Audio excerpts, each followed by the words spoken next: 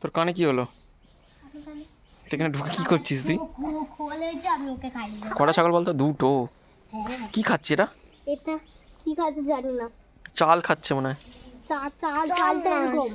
কি কি জানি না। ও দেখ এক করেছে কতগুলো। হ্যাঁ দেখেছিস?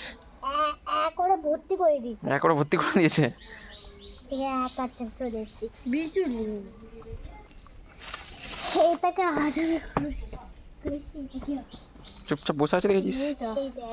মেয়েটা একদম শান্ত, ছেলেটা একদম বদমাইশ। খুবই সুন্দর,